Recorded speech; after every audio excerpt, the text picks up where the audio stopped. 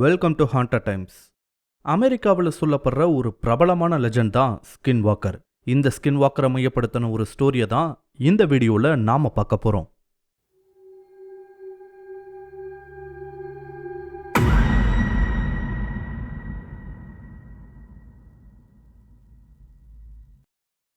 America, Canada மாதிரியான நாடுகள்ல வேட்டையாடுவது நிறைய பேரோட ஒரு ஹாபியா இருக்கும். இதுக்காகவே கன்ல ஆரம்பிச்சு நிறையவே டூல்ஸ் அண்ட் எக்யூப்மெண்ட்ஸை அவங்க கலெக்ட் பண்ணி வச்சிருப்பாங்க.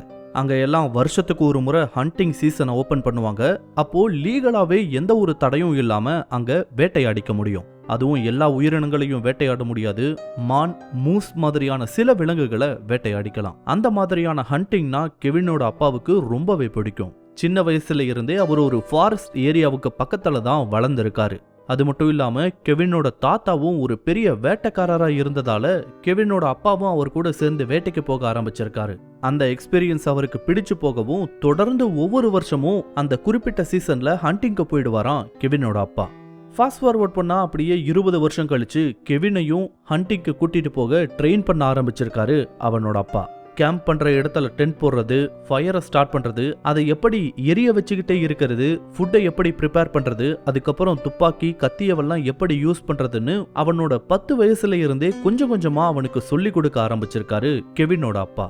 சரியா 14 வயசு முடிஞ்சதும் கெவினையும் தன்னோட வேட்டைக்கு கூட்டிட்டு போக முடிவெடுத்திருக்காரு. இதுக்கு அவரோட மனைவி கிட்ட இருந்து எதிர்ப்பு வந்தாலும் கெவினை தன்னோட ஹண்டிங்கு கூட்டிட்டு போறதுல உறுதியாவே இருந்தாரு அவனோட அப்பா. இந்த பேச்சுவார்த்தை நடந்த சில மாதங்கள்லயே அவங்க இருந்த ஸ்டேட்ல ஹண்டிங் சீசன் ஆரம்பிச்சிருக்கு. இவங்க வீட்ல இருந்து சில மணி நேரம் டிரைவிங் டிஸ்டன்ஸ்ல ஒரு பெரிய நேஷனல் பார்க்கும் இருந்திருக்கு. அங்க வேட்டையாடுவதற்காக ஒரு வீக்கெண்ட்ல அப்பாவும் மகனும் கிளம்பி இருக்காங்க. காலையில 7 மணிக்கு கிளம்பினவங்க ஒரு 10 மணி வாக்குல அந்த நேஷனல் பார்க்க அடைஞ்சும் இருக்காங்க. போனவங்க அங்க இருந்த ஃபாரஸ்ட் ஆபீஸ்ல பர்மிஷன் ப்ராசஸ் எல்லாம் முடிச்சிட்டு உள்ள கிளம்பி இருக்காங்க. அங்க இருந்த ஆபீசர்ஸ் கிட்ட ஏற்கனவே யாராவது ஹண்டிங்காக உள்ள போயிருக்காங்களான்னு கேட்டிருக்காரு கெவினோட அப்பா. இது வரைக்கும் 2 பேரா ஒரு 3 டீம் பக்கம் போயிருக்காங்க. மேபி காட்டுக்குள்ள நீங்க அவங்கள பார்த்தாலும் பார்க்கலான்னு சொல்லியிருக்காங்க அங்க இருந்த 2 ஆபீசர்ஸும். அதை கேட்டதும் தேங்க்ஸ் ஃபார் யுவர் இன்ஃபர்மேஷன் சொல்லிட்டு 2 பேரும் காட்டுக்குள்ள ட்ரெக் பண்ணி போக ஆரம்பிச்சிருக்காங்க. ஒரு அரை மணி நேரம் கிட்ட அந்த ஃபாரஸ்டோட மெயின் பாத்வேலையே நடந்துட்டு இருந்திருக்காங்க. அதுக்கப்புறம் வலது பக்கமா திரும்பி இன்னொரு அரை மணி நேரம் நடந்திருக்காங்க. இப்போ 2 பேரும் ஒரு கேம்பிங் சைட்டுக்கு வந்து சேர்ந்திருக்காங்க. இவங்க வந்து சேர்ந்த கேம்ப் சைட் மாதிரியே ஆல்மோஸ்ட் 5 கேம்ப் சைட் கிட்ட இருக்க ஒரு பெரிய நேஷனல் பார்க் அது. சர்ப்ரைசிங்லி இவங்க போன கேம்பிங் சைட்ல வேற யாருமே இல்ல. யூஎஸ்ல எல்லாம் ஃபாரஸ்ட்ல கேம்ப் பண்றதுக்காகவே ஒரு பெரிய ஏரியாவை கிளியர் பண்ணி வச்சிருப்பாங்க. அங்க ட்ரெக் போறவங்க டென்ட் போட்டு கேம்பிங் பண்ணிட்டு வருவாங்க. அப்படிப்பட்ட ஒரு கேம்ப் சைட்டுக்கு தான் அவங்களும் வந்து சேர்ந்திருக்காங்க. அங்க வேற யாரும் இல்லாததால அந்த கேம்ப் சைட்டோட ஃபயர் பிளேஸ்க்கு பக்கத்திலேயே ஒரு நல்ல இடமா பார்த்து அவங்களோட டென்ட்டையும் போட்டுட்டு மதியம் லஞ்சையும் அங்கேயே முடிச்சுட்டு ஒரு 3 மணி வாக்குல ஹண்டிங்க்கு கிளம்பி இருக்காங்க 2 பேரும். முதல் முறையா வேட்டையாட போறோன்ற ஒரு விஷயத்த நினைக்கும் போதே ஒரு பக்கம் ஆர்வம் இருந்தாலும் இன்னொரு பக்கம் பதட்டமும் அவனுக்குள்ள ஏற்பட்டிருக்கு.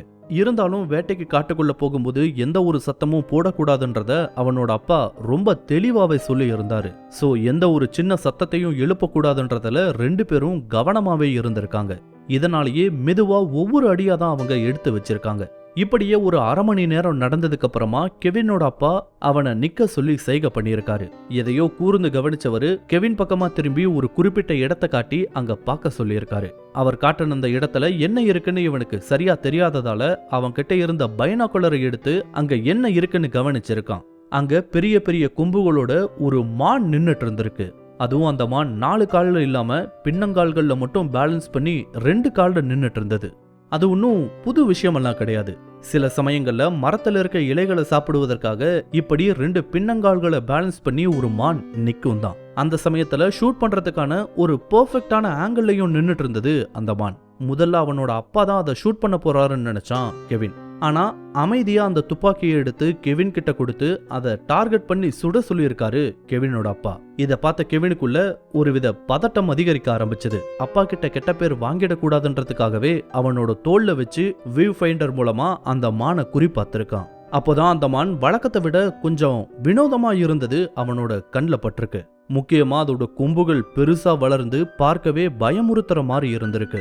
அதை பார்க்கும்போதே ஒருவேளை நாம சுடுவது அது மேல படாம குறி தவறி போயிட்டா அது நேரா ஓடி வந்து அதோட கொம்புல நம்மள குத்துனா என்ன ஆகுன்றதெல்லாம் அவனுக்குள்ள எண்ணங்களா ஓட ஆரம்பிச்சது. இருந்தாலும் அதை பத்தி வெளியே காட்டிக்காம கரெக்டா எய்ம் பண்ணி ஷூட் பண்ணியிருக்கான் கெவின். அவன் எதிர்பார்த்த மாதிரியே அது ஒரு கிளீன் ஷாட்டா தான் இருந்தது. நேரா அதோட நெஞ்சுக்கு பக்கத்துல போய் அந்த புல்லட் அடிச்சிருக்கு. குண்டடிப்பட்டதும் அந்த மான் கத்திக்கிட்டே கீழே விழுந்திருக்கு. இத பார்த்து அவனோட அப்பாவுக்கு பயங்கர ஹாப்பி. ஒரு மாதிரி ப்ரௌடா கெவினோட தோலை தட்டி கொடுத்துட்டு, வா போய் நீ சுட்ட மானை பார்க்கலான்னு 2 பேரும் கிட்ட போயிருக்காங்க. அந்த மான் இருந்த இடத்துக்கு போய் பார்த்திருக்காங்க. ஆனா அங்க அந்த மானை காணோம். அந்த இடத்துல நிறைய புதர்கள் இருந்ததால பக்கத்துல எங்கேயாவது கூட விழுந்திருக்கலான்னு சொல்லிட்டு தேட ஆரம்பிக்கிறாங்க. 5 நிமிஷம் ஆகுது, 10 நிமிஷம் ஆகுது, 15 நிமிஷம் ஆகுது. தேடிட்டே இருக்காங்களே தவிர அந்த மானை எங்கேயுமே கண்டுபிடிக்க முடியல. இப்படி தேடிட்டே இருக்கும்போது கெவின் அவனோட அப்பா முகத்தையும் பார்த்துக்கிட்டே இருந்திருக்கான். முதல்ல சந்தோஷமா தேடின அவரோட முகம் நேரமாக ஆக கொஞ்சம் கொஞ்சமா கவலை தோய்ந்த ஒரு முகமா மாற ஆரம்பிச்சிருக்கு. ஒரு அரை மணி நேரம் தேடினதுக்கு அப்புறமா அவரோட முகத்துல ஒருவித பதட்டமும் பயமும் ஏற்பட்டிருந்தத கெவின்னால ரொம்ப நல்லாவே உணர முடிஞ்சிருக்கு. அதுக்கப்புறம் அவர் அங்க இருக்க விரும்பாம கெவினை கூட்டிட்டு உடனடியா அந்த இடத்தை விட்டு கேம்ப் சைட்டை நோக்கி நடக்க ஆரம்பிச்சிருக்காரு. அப்படி அவங்க கேம்ப் சைட்டுக்கு திரும்பி போகும்போது கெவின் முன்னாடி போயிட்டு இருந்திருக்கான். பின்னாடி அவனோட அப்பா வந்துகிட்டு இருந்திருக்காரு. அவர் அடிக்கடி திரும்பி பார்த்துக்கிட்டும் தன்னை சுற்றிலும் பார்த்துக்கிட்டு தன்னோட துப்பாக்கியை எப்ப வேணா பயன்படுத்துவதற்கு ரெடியா ஒருவித அலர்ட்டோடைய வந்துட்டு இருந்ததை கவனிச்சான் கெவின். தன்னோட அப்பாவை இதுக்கு முன்னாடி அந்த மாதிரி எல்லாம் பார்த்ததே கிடையாது. ஏன் 2 மணி நேரத்துக்கு முன்னாடி கூட அவனோட அப்பா அந்த மாதிரி இல்ல. அப்பவே அங்க ஏதோ பிரச்சனை இருக்குன்றதும் நம்ம கிட்ட சொன்னா நம்ம பயந்துருவோன்றதால அப்பா சொல்லாம இருக்காருன்றதையும் கெவின்னால புரிஞ்சுக்க முடிஞ்சிருக்கு. ஒரு வழியா அவங்க டென்ட் போட்டிருந்த கேம்ப் செட்டுக்கு வந்து சேர்ந்திருக்காங்க 2 பேரும். அவங்க திரும்பி வந்து பார்க்கும்போதும் அங்க அவங்கள தவிர வேற யாருமே அங்க இல்ல. இருட்டுறதுக்கு இன்னும் 1 மணி நேரம் கூட இல்லாததால இனி யாரும் வரப்போறதும் இல்லைன்றது அவருக்கு ரொம்ப நல்லாவே தெரியும். காட்டை விட்டு திரும்ப கேம்ப் சைட்டுக்கு வந்துட்டாலும் அவர் முகத்துல இருந்த அந்த அலர்ட்னஸ் மட்டும் அவரை விட்டு போகவே இல்லை. அவங்கள சுத்தி கேட்கிற சின்ன சின்ன சத்தத்தையும் உன்னிப்பா கவனிக்க ஆரம்பிச்சிருக்காரு கெவினோட அப்பா. ஒரு 10 நிமிஷம் எதுவுமே வித்தியாசமா இல்லைன்னு கன்ஃபார்ம் பண்ணதுக்கு அப்புறம் தான் அவர் ஒரு மாதிரி நார்மல் ஆகியிருக்காரு. அதுக்கப்புறமா அங்க கிடந்த சின்ன சின்ன சுள்ளிகளை எல்லாம் பொறுக்கிட்டு வந்து அவங்களோட டென்ட்டுக்கு முன்னாடியே நெருப்பு மூட்டி இருக்காங்க. அப்புறம் ஒரு 1 மணி நேரத்துக்குள்ளேயே நல்லா இருட்டி இருக்கு. இருட்ட ஆரம்பிச்ச சமயத்திலேயே நைட் டின்னரையும் ரெடி பண்ண ஸ்டார்ட் பண்ணியிருக்காங்க. கொண்டு போயிருந்த பொருட்களை எல்லாம் வச்சு ஒரு 8 மணி வாக்கில் டின்னரை ரெடி பண்ணி சாப்பிட்டு முடிச்சுட்டு தூங்க ரெடி ஆகும் போதுதான் அவங்க எதிர்பாராத சத்தம் அவங்க காட்டுக்குள்ள போயிட்டு வெளியே வந்த திசையில இருந்து கேட்க ஆரம்பிச்சது. அதை கவனமா கேட்கும்போது அது யாரோ நடக்கிற சத்தம்ன்றது ரொம்ப நல்லாவே அவங்களால தெரிஞ்சுக்க முடிஞ்சது. மறுபடியும் கெவினோட அப்பா துப்பாக்கியை கையில எடுத்து வச்சுக்கிட்டு அலர்ட் ஆகியிருக்காரு. அடுத்த சில நிமிடங்களுக்கு கேட்ட அந்த சத்தம் கொஞ்சம் கொஞ்சமா குறைஞ்சு காணாமையும் போச்சு. கெவினை சமாதானப்படுத்த ஏதாவது மிருகமா இருக்கலாம்னு சொல்லியிருக்காரு அவனோட அப்பா. ஆனா கெவினும் அவ்வளோ சின்ன பையன் கிடையாது. கேட்ட அந்த சத்தத்தை வச்சு பார்க்கும்போது அது 2 காலில் நடக்கக்கூடிய ஏதோ ஒன்னா இருக்கணும்ன்றது அவனுக்கும் ரொம்ப நல்லாவே தெரிஞ்சது. ஒன்னா அது மனுஷனா இருக்கணும். ஒருவேளை மனுஷனா இருந்தா வேற ஹைக்கர்ஸாவோ இல்ல ஹோம்லெஸ் பர்சனாவோ இருக்க வாய்ப்புகள் இருக்கு. அவங்களால ஏதாவது பிரச்சனை வந்தா ஒன்னும் கவலை இல்லதான். 2 பேருக்குமே துப்பாக்கியை யூஸ் பண்ண தெரியும். அவங்க அப்பாவுமே வரும்போது 2 கன் ஒரு கத்தியெல்லாம் கூட எடுத்துட்டு வந்திருக்காரு. சோ அது ப்ராப்ளம் கிடையாது. ஆனா ஒருவேளை அது மனுஷனா இல்லாம போனா வேற என்னவா இருக்கும்? ஏன்னா மிருகங்கள் எல்லாமே 4 கால்ல நடக்கக்கூடியவைதான். குரங்கு மாதிரியான ஒரு சில உயிரினங்களால தான் 2 கால்ல நடக்க முடியும். ஆனா அந்த பகுதியில அந்த மாதிரியான விலங்குகள் எதுவுமே கிடையாது. அப்படின்னா கொஞ்ச நேரத்துக்கு முன்னாடி கேட்ட அந்த காலடி தடம் யாரோடதுன்ற கேள்வி கெவினுக்குள்ளேயும் ஏற்பட ஆரம்பிச்சது. இது ஒரு பக்கம்னா அவனோட அப்பா வேற வழக்கத்துக்கு மாறா நடந்துகிட்டு இருக்காரு. அதுவும் அவனுக்கு ஏன்னு தெரியல. அங்க அவங்க இருந்த ஒவ்வொரு நிமிஷமும் ஒருவித டென்ஷன் அவங்களுக்குள்ள பில்ட் ஆக ஆரம்பிச்சது. ஒரு 10 நிமிஷம் கிட்ட எந்த சத்தமும் கேட்காததால நெருப்பை குறைச்சிட்டு டென்ட்டுக்குள்ள போய் 2 பேரும் அவங்களோட ஸ்லீப்பிங் பேக்ல தூங்க ஆரம்பிச்சிருக்காங்க. அப்பவும் கன்னை தன்னோட கை பக்கத்திலேயே வச்சுக்கிட்டு தான் தூங்கியிருக்காரு கெவினோட அப்பா. கொஞ்ச நேரத்திலேயே 2 பேரும் நல்லாவே தூங்கிடுறாங்க. அப்போ ஏதோ ஒரு சத்தம் கேட்டு திடீர்னு கெவினுக்கு முழிப்பு வந்திருக்கு. என்ன சத்தம்னு கவனிச்சு கேட்கும்போது தான் அது யாரோ ஓடுற மாதிரியான சத்தம்ன்றதையும் அவன் புரிஞ்சுக்கிட்டான். இதை கேட்டதும் மெதுவா தன்னோட அப்பா பக்கம் திரும்பி பார்த்திருக்கான். அவர் ஏற்கனவே முழிச்சு தான் இருந்தாரு. இந்த சத்தத்தை கேட்டதும் தன்னோட பக்கத்துல இருந்த துப்பாக்கியை எடுத்து பிடிச்சுக்கிட்டு எழுந்து உட்கார்ந்திருக்காரு. எழுந்து உட்கார்ந்தவரு கெவினை அமைதியா இருக்க சொல்லி சைகை காட்டியிருக்காரு. ரெண்டு பேரும் உன்னிப்பா அந்த டென்ட்டை சுத்தி கேட்கிற சத்தங்களை கவனிக்க ஆரம்பிச்சிருக்காங்க. அப்போதான் அந்த கேம்ப் சைட்டை சுத்தி யாரோ ஓடுறதும் நடக்கிறதும் ரொம்ப நல்லாவே அவங்களுக்கு கேட்டிருக்கு. அதுவும் அதையெல்லாம் யாரோ வேகமா செஞ்சுக்கிட்டு இருந்தாங்க. இவங்க டென்ட் போட்டிருந்தது அந்த கேம்ப் சைட்டோட மத்தியில. அங்கிருந்து எந்த பக்கத்துல காட்டுக்குள்ள போகணும்னாலும் ஒரு 200 மீட்டராவது கண்டிப்பா நடக்கணும். இது நடக்கிறது ராத்திரி நேரம்ன்றதால அங்க சுத்தி என்ன நடக்குதுன்றத அவங்களால கேட்க மட்டும்தான் முடிஞ்சிருக்கு. இந்த சத்தம் கேட்டுட்டு இருக்கும் போதே அப்படி என்னதான் இருக்குன்னு பாத்துருவோமேன்னு கையில ஒரு சின்ன டார்ச் லைட்டையும் தன்னோட துப்பாக்கியாவும் எடுத்துட்டு கெவினோட அப்பா அந்த டென்ட்டை விட்டு வெளியே போயிருக்காரு. போகும்போதே கெவின் கிட்ட எதுக்காகவும் டென்ட்டை விட்டு வெளியே வராதுன்னு சொல்லிட்டு தான் போனாரு. கெவின் ஒருவித பதட்டத்தோடயே டென்ட்டுக்குள்ள இருந்திருக்கான். அப்படி இருக்கும்போது ஒரு 5 நிமிஷம் கழிச்சு அவனோட அப்பாவோட குரல் வெளியே இருந்து கேட்க ஆரம்பிச்சிருக்கு. அவரோட குரல் கேட்டதே தவிர அவர் என்ன சொல்ல வர்றாருன்னு அவனால புரிஞ்சுக்க முடியல. இதை கேட்டதும் சரி அப்பா தன்னை தான் வெளியே கூப்பிடுறாரு போலன்னு டென்ட்டை விட்டு வெளியே வந்து அப்பாவோட குரல் கேட்ட அந்த திசையை நோக்கி சில அடிகள் எடுத்து வச்சிருக்கான் கெவின். அப்போ அவனோட தோள்பட்டைய ஒரு கை வந்து பிடிச்சிருக்கு. ஒரு செகண்ட் கெவினோட மூச்சை நின்னு போயிருக்கு. யாருன்னு திரும்பி பார்த்தா அங்க அவனோட அப்பா நின்னுகிட்டு இருந்தாரு. இத அவனால நம்பவே முடியல. மறுபடியும் வாய் மேல கை வச்சு அமைதியா இருக்க சொல்லி சைகை காட்டிட்டு வா டென்ட்டுக்குள்ள போலான்னு அவனை கூட்டிட்டு போயிருக்காரு. அப்போ திரும்பவும் அவனோட அப்பாவோட குரல் காட்டுக்குள்ள இருந்து கேட்க ஆரம்பிச்சுது. இதை கேட்டதும் ரெண்டு பேரோட முகமும் கலவரமாயிருக்கு. இருந்தாலும் ரெண்டு பேரும் அமைதியா திரும்பி டென்ட்டுக்குள்ள போயிருக்காங்க. உள்ள போனதும் தன்னோட மகன்கிட்ட இங்க என்ன ஆனாலும் பயந்து சத்தம் மட்டும் போடாதன்னு மெதுவா சொல்லி இருக்காரு. அப்போ அவங்க கொஞ்சமும் எதிர்பார்க்காத வேற ஒரு குரல் கேட்டது. அந்த குரல் வேற யாரோடதும் கிடையாது, கெவினோட குரல் தான் அது. இதை கேட்டதும் கெவினுக்கு தூக்கி வாரி போட்டிருக்கு. அதனால ஏற்பட்ட பயத்துல அலற நிலைமைக்கு போயிருக்கான் கெவின். சோ உடனடியா அங்கிருந்து வெளியேறணும்னு ரெண்டு பேருக்கும் ரொம்ப நல்லாவே புரிஞ்சுது. டென்ட்டோட முன்பக்கத்து வழியா வெளியே போக முடியாது. ஏன்னா இவங்க வெளியே போறது தெரிஞ்சிட்டா வெளியே இருக்க அந்த மர்ம என்டிட்டி இவங்கள உடனடியா தாக்க கூட வாய்ப்புகள் இருக்கு. இதனால மெதுவா டென்ட்டை பின்பக்கத்துல கிழிச்சு இருட்டோட இருட்டா தவழ்ந்துகிட்டே எப்படியாவது அந்த கேம்ப் சைட்டை விட்டு தப்பிச்சே ஆகணும்னு முடிவு பண்ணாரு கெவினோட அப்பா. பெருசா சத்தம் இல்லாம டென்ட்டோட பின்பக்கத்தை ஒரு கத்திய வச்சு கிழிச்சு முதல்ல கெவினை வெளியே அனுப்பிட்டு அடுத்ததா இவரும் வெளியே தவழ்ந்துகிட்டே அந்த கேம்ப் சைட்டை விட்டு வெளியே போற பாதைக்கு வந்திருக்காங்க. ஆனா அப்பயும் அந்த காட்டுக்குள்ள இருந்த அந்த மர்ம என்டிட்டி இவங்களோட குரல்கள்லயே மாத்தி மாத்தி கூப்பிட்டுக்கிட்டு இருந்தத ரொம்ப நல்லாவே அவங்களால கேட்க முடிஞ்சிருக்கு. இருட்டா இருந்ததால வந்த பாதையை கண்டுபிடிக்க அவங்க ரொம்ப கஷ்டப்பட்டிருக்காங்க. இருந்தாலும் ஒரு வழியா பாதையை கண்டுபிடிச்சு ஓட்டமும் நடையுமா அங்க இருந்த அந்த நேஷனல் பார்க்கோட மெயின் பாதைக்கு வந்து சேர்ந்திருக்காங்க. அங்க இருந்து லிட்டரலி ரெண்டு பேரும் ஓட ஆரம்பிச்சிருக்காங்க. சரியா அரை மணி நேரம் கழிச்சு ட்ரெக்கிங் ஆரம்பமான செக் போஸ்ட் கிட்ட வந்திருக்காங்க ரெண்டு பேரும். ஆனா அந்த செக் போஸ்ட்ல ஃபாரஸ்ட் ஆபீசர்ஸ் யாருமே இல்ல. தூரத்துல அவங்க வந்த கார் மட்டும் தனியா நின்னுட்டு இருந்தது. உடனே வேக வேகமா போய் கார்ல ஏறின ரெண்டு பேரும் திரும்பி கூட பார்க்காம அங்க இருந்து பயத்தோடையே வீட்டுக்கு திரும்ப ஆரம்பிச்சாங்க. போற வழியில ரெண்டு பேரும் எதையும் பேசிக்கவும் இல்ல, எங்கேயும் வண்டிய நிறுத்தவும் இல்ல. காலையில 7 மணிக்கெல்லாம் வீட்டுக்கு திரும்ப போயிருக்காங்க ரெண்டு பேரும். அவங்க பிளான் படி அன்னைக்கு ஈவினிங் தான் அவங்க திரும்பி வர்றதா இருந்தது. ஆனா அவங்க ரெண்டு பேரும் காலையிலேயே திரும்பி வந்திருந்ததை பார்த்து கெவினோட அம்மாவுக்கு கொஞ்சம் ஆச்சரியமா தான் இருந்தது. அப்போதான் அவங்க கொண்டு போன கன்னை தவிர வேற எதையுமே அவங்க திருப்பி கொண்டு வரலன்றதையும் அவங்க ரெண்டு பேரோட முகமும் டென்ஷனா இருந்ததையும் கவனிச்சிருக்காங்க கெவினோட அம்மா.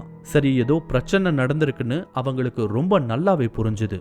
ரெண்டு பேரும் உள்ள வந்து அமைதியானதும் பெட்ரூம்ல இருந்த அவங்களோட ஹஸ்பண்ட் கிட்ட போய் என்ன நடந்ததுன்னு கேட்டிருக்காங்க கெவினோட அம்மா. அப்போ முதல் நாள் நடந்த எல்லாத்தையும் ஒண்ணு விடாம அவரு சொல்லியும் இருக்காரு. அதை கேட்டதுக்கு அப்புறம் அவங்களுக்குமே அதை பத்தி எதையுமே பேச தோணல. இப்படியே சில நாட்கள் கிடக்குது. அந்த நிகழ்வு நடக்காத மாதிரியே கெவினோட அப்பா அவங்கிட்ட நடந்துக்க ஆரம்பிச்சாரு. ஆனாலும் அந்த நிகழ்வு நடந்ததுக்கு அப்புறம் முன்னாடி இருந்த மாதிரி அவரு கண்டிப்பா இல்ல, ரொம்பவே மாறி போயிருந்தாரு. அந்த காட்டுக்குள்ள ஏதோ ஒண்ணு அப்பா பார்த்திருக்காருன்றத மட்டும் கெவினால ரொம்ப நல்லாவே புரிஞ்சுக்க முடிஞ்சது. அதுக்கப்புறம் ரெண்டு பேருமே அதை பத்தி பேசிக்கவே இல்லை. இப்படியே வாரங்கள் மாதங்கள் வருடங்கள்னு கடந்திருக்கு. கெவின் ஹைஸ்கூல்ல முடிச்சு வேற ஸ்டேட்ல காலேஜ்னு அடுத்தடுத்த கட்டங்களை நோக்கி நகர ஆரம்பிச்சான். ஆனா கெவின் காலேஜுக்கு கிளம்புனதுக்கு அப்புறமா அவனோட அப்பாவோட பிஹேவியர் இன்னுமே மோசமாயிருக்கு. அவர் செஞ்சிட்டு இருந்த வேலையிலிருந்து ஏனோ முன்கூட்டியே ரிட்டையர்மெண்ட் வாங்கினாரு. ரிட்டையர்மெண்ட் வாங்கினதுக்கு அப்புறமா நகரத்துல ஒர்க் பண்ணிட்டு இருந்த அவங்களோட மனைவி கூட இல்லாம அவரோட ஹோம் டவுன்ல இருந்த ஒரு பழைய வீட்டுல போய் தனியா வாழ ஆரம்பிச்சிருக்காரு கெவினோட அப்பா. கெவினோட அம்மா ஒரு பெரிய கம்பெனில ஒர்க் பண்ணிட்டு இருந்ததால அவங்க நகரத்துல தனியா வாழ ஆரம்பிச்சாங்க. கெவினும் காலேஜ் முடிச்சதுக்கு அப்புறமா தனியா வேற ஸ்டேட்ல வேலைக்கு போயிருக்கான். அந்த சமயத்துல அம்மா கூட அவன் நல்ல கான்டாக்ட்ல தான் இருந்திருக்கான். ஆனா அப்பா கூட அவனுக்கு இருந்த கான்டாக்ட் அப்படியே கொஞ்சம் கொஞ்சமா குறைய ஆரம்பிச்சிருக்கு. இத கெவின் வேணும்னே தவிர்க்க கிடையாது, அவனோட அப்பா தான் அவன் கிட்ட பேசுவதையே வெகுவா குறைச்சிக்க ஆரம்பிச்சாரு. கெவின் கிட்ட இருந்து மட்டுமே கிடையாது, அவரோட மனைவி கிட்டையும் ரொம்பவே டிஸ்டன்ஸை மெயின்டைன் பண்ண ஆரம்பிச்சிருக்காரு கெவினோட அப்பா. இது ஏன்றது மட்டும் கெவினுக்கு புரியவே இல்லை. அப்படி இருக்கும்போது தான் ஒரு நாள் கெவினுக்கு அவனோட அப்பா கிட்ட இருந்து தொடர்ச்சியா கால்ஸ் வந்துகிட்டே இருந்திருக்கு. பட் அவன் ஒரு மீட்டிங்ல இருந்ததால அதை அவன் கவனிக்காம விட்டுருக்கான். மீட்டிங் முடிஞ்சு மொபைலை பார்க்கும்போது தான் அப்பா கிட்ட இருந்து ஏகப்பட்ட போன் கால்ஸ் வந்திருந்ததையும் அவன் கவனிச்சிருக்கான்.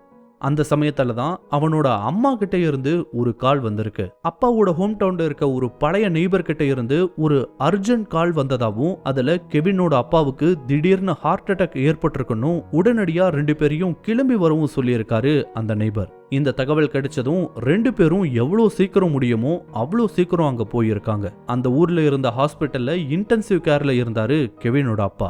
அவரு ரொம்ப நாளா ஏதோ மன அழுத்தத்துல இருந்ததாவும், இன்னும் எவ்வளவு நாள் அவர் இருப்பாருன்னு சொல்ல முடியாதுன்னு டாக்டர்ஸ் தெரிவிச்சாங்க. அப்போ அவரை பார்க்க 2 பேரும் ரூமுக்குள்ள போயிருக்காங்க. அங்க கெவினை பார்த்ததும் ஏதோ அவசரமா சொல்ல வந்திருக்காரு அவனோட அப்பா. அதுக்குள்ள அவரோட நிலைமை சீரியஸ் ஆகவும் அவங்கள வெளியே அனுப்பிட்டு அவரை ஸ்டேபிள் பண்ண பார்த்திருக்காங்க. ஆனா அதுக்குள்ள அவர் இறந்து போனாரு. கெவின் கிட்ட அவர் சொல்ல வந்த விஷயத்த கடைசி வரைக்கும் அவர் சொல்லவே இல்லை. இருந்தாலும் அது என்னவா இருக்குன்றது கெவின்னால ஓரளவுக்கு யூகிக்க முடிஞ்சதுதான். அதை தொடர்ந்து அவரோட ஃபியூனரலும் நடந்திருக்கு. ஃபியூனரல் முடிஞ்சு ஒரு வாரத்துக்கு அப்புறமா கெவினோட அம்மா ஊருக்கு கிளம்பி இருக்காங்க. ஆனா கெவின் ஒரு கியூரியாசிட்டியில அப்பா இந்த டவுன்ல தனியா என்ன பண்ணிட்டு இருந்தாருன்னு தெரிஞ்சுக்குவேன்னு அப்பா இருந்த அந்த வீட்லயே ஒரு வீக்கெண்ட் தங்கிட்டு வர்றேன்னு சொல்லியிருக்கான் அவனோட அம்மா கிட்ட. அம்மா ஊருக்கு கிளம்புனதும் அப்பா தங்கிட்டு இருந்த வீட்டுக்கு வந்திருக்கான். அவனோட அப்பா அந்த வீட்டோட பேஸ்மெண்ட்ல தான் ஒர்க் பண்ணிட்டு இருந்திருக்காரு. அங்க இருந்த எல்லா விஷயங்களையும் ஒன்னொன்னா பார்க்க ஆரம்பிச்சிருக்கான். அப்போதான் முக்கியமான சில தகவல்கள் அவனோட கண்ல பட்டிருக்கு. அதுவும் அவரோட டைரியில சில முக்கியமான விஷயங்கள் அவனுக்கு தெரிய வந்திருக்கு. அதுல என்ன எழுதி இருந்ததுன்னா, கெவினும் அவனோட அப்பாவும் கேம்ப் சைட்ல இருந்து அதிர்ஷ்டவசமா உயிர் பிழைச்சு வந்ததுக்கு அப்புறமா 2 நாள் கழிச்சு திரும்பவும் யாருக்கும் தெரியாம அந்த நேஷனல் பார்க்குக்கு திரும்ப போயிருக்காரு கெவினோட அப்பா. போனவர் அந்த நேஷனல் பார்க்கோட காவலர்களை கூட்டிட்டு அவர் கேம்ப் பண்ண இடத்துக்கு போயிருக்காரு. அப்பையும் அந்த கேம்ப் சைட்ல யாருமே இல்ல. ஆனா அந்த கேம்ப் சைட் ஒரு மோசமான நிலையில இருந்தது. குறிப்பா அவங்க போட்ட அந்த டென்ட் சுக்குநூறா கிழிக்கப்பட்டிருந்திருக்கு. அந்த டென்ட்டுக்குள்ள இருந்த பொருட்கள் எல்லாம் மூளைக்கு ஒன்னா தூக்கி வீசப்பட்டு இருந்திருக்கு. இத பார்த்ததும் அன்னைக்கு மட்டும் டென்ட்ல இருந்திருந்தா என்ன ஆகியிருக்குன்றத உணர்ந்திருக்காரு கெவினோட அப்பா. இத பார்த்ததுக்கு அப்புறமா அந்த பொருட்கள் எதையுமே எடுக்காம திரும்பி வந்திருக்காரு கெவினோட அப்பா. அதுக்கப்புறம் தான் அவரோட நடவடிக்கையே முழுசுமா மாற ஆரம்பிச்சிருக்கு. தொடர்ந்து இதை பத்தியோ தேடிட்டே இருக்க ஆரம்பிச்சாரு. அத அவர் கலெக்ட் பண்ணி வச்சிருந்த பொருட்களை வச்சும் தகவல்களை வச்சும் தெரிஞ்சுக்க முடிஞ்சது. அதுவும் அன்னைக்கு ராத்திரி நடந்த நிகழ்வோட தான் அந்த செய்திகள்ல பெரும்பாலானவை தொடர்பு பட்டு இருந்தது. ஆனா அது என்னன்னு கெவினால ஒரு சரியான முடிவுக்கு வர முடியல. 2-3 நாள் தொடர்ந்து அங்கேயே இருந்து அவனோட அப்பா சேர்த்து வச்சிருந்த எல்லாத்தையும் ஒண்ணு விடாம படிக்க ஆரம்பிச்சான். அப்போதான் அவனுக்கு ஸ்கின் வாக்கர்ன்ற பெயர் கிடைச்சது. ஸ்கின் வாக்கரை பத்தி அதுக்கு முன்னாடியே கெவினுக்கும் தெரியும் தான். அதை பத்தி தான் தன்னோட அப்பா தேடி இருக்காருன்னா கண்டிப்பா அன்னைக்கு ராத்திரி அவங்க 2 பேரும் பார்த்தது ஸ்கின் வாக்கரா தான் இருக்க முடியுன்றதையும் அவனால புரிஞ்சுக்க முடிஞ்சது. இருந்தாலும் அது எப்பயோ நடந்ததுதானு யோசிச்சுட்டு இருக்கும் போதே அந்த போட்டோ அவனோட கண்ணில் பட்டிருக்கு. அந்த போட்டோவை ஒன்னும் அவன் புதுசா பார்க்கல. அங்க வந்த முதல் நாளே அவனோட கண்ணில் பட்டது இந்த போட்டோ தான். இதோட சேர்த்து வேறு சில போட்டோஸையும் அவனால பார்க்க முடிஞ்சது. அவையெல்லாம் ஒரு போலரைட் கேமரால எடுக்கப்பட்ட ஒரு போட்டோ. ஆனா இப்ப அந்த குறிப்பிட்ட போட்டோல மட்டும் ஏதோ வித்தியாசமா தெரிய ஆரம்பிச்சிருக்கு கெவினுக்கு. அதுவும் அந்த போட்டோல இருந்த இடம் அவன் அடிக்கடி பார்த்து ரொம்பவே பழக்கப்பட்ட ஒரு இடமா தோணி இருக்கு. அந்த போட்டோவை மட்டும் எடுத்துக்கிட்டு பேஸ்மெண்ட்டை விட்டு வெளியே வந்து ஒரு காஃபி போடலான்னு கிச்சனுக்குள்ள போயிருக்கான். அப்போ எதர்ச்சியா நிமிர்ந்து பார்க்கும்போதுதான் சட்டுன்னு அவனுக்கு ஒரு விஷயம் ஸ்ட்ரைக் ஆச்சு. ஏன்னா அவன் பார்த்துட்டு இருந்தது அந்த போட்டோல பார்த்த அதே இடத்தை. கிச்சன்ல இருந்து பின்னாடி இருக்க தோட்டத்தை பார்க்கக்கூடிய ஜன்னலோட போட்டோ அது. அந்த போட்டோவை இன்னும் கொஞ்சம் கவனமா பார்த்தவனுக்கு உடம்பெல்லாம் வேர்த்து கொட்ட ஆரம்பிச்சது. ஏன்னா அந்த ஜன்னலுக்கு வெளியே தெரிஞ்சது ஒரு மானோட 2 பெரிய கொம்புகள். சின்ன வயசுல அப்பா கூட ஹண்டிங் போகும்போது ஷூட் பண்ண அதே மான்களோட கொம்புகள் தான் அவை 2மே. இது எப்படி அவனோட நினைவுல இருந்திருக்குன்னா, அதுதான் அவன் வேட்டைக்கு போன முதல் மற்றும் கடைசியுமான நிகழ்வு. அதுக்கப்புறம் அவனோட வாழ்க்கையில அவனும் சரி அவனோட அப்பாவும் சரி வேட்டைக்கே போகல. அப்பதான் அவனுக்கு இதனால ஏற்பட்ட அதிர்ச்சியினால தான் அவனோட அப்பா இறந்து போயிருக்காருன்ற விஷயத்தையும் புரிஞ்சுக்க முடிஞ்சது. அப்போ பின்னாடி இருந்த தோட்டத்துல இருந்து அவன் அப்பாவோட குரல்ல கெவினை ஏதோ ஒன்னு கூப்பிட்டிருக்கு. இதை கேட்டதும் அன்னைக்கு ராத்திரி கேம்ப் சைட்ல அவனுக்குள்ள ஏற்பட்ட அதே பயம் திரும்ப ஏற்பட ஆரம்பிச்சது. அதுக்கப்புறம் எதை பத்தியும் யோசிக்காம தேவையான பொருட்களை மட்டும் எடுத்துக்கிட்டு அந்த வீட்டை லாக் பண்ணிட்டு கார்ல எவ்வளோ சீக்கிரம் முடியுமோ அவ்வளோ சீக்கிரம் அங்கிருந்து தப்பிச்சு போனான் கெவின். ஆனா அவனால எவ்வளோ நாள் அப்படி தப்பிச்சுக்கிட்டே இருக்க முடியும்னு தான் தெரியல. இந்த ஸ்டோரி உங்களுக்கு பிடிச்சிருந்தா லைக் பண்ணுங்க, கமெண்ட் பண்ணுங்க, ஷேர் பண்ணுங்க. இதே மாதிரியான புதிய வீடியோக்களை பார்க்க மறக்காம ஹாண்டட் டைம்ஸ் சேனலுக்கு சப்ஸ்கிரைப் பண்ணுங்க.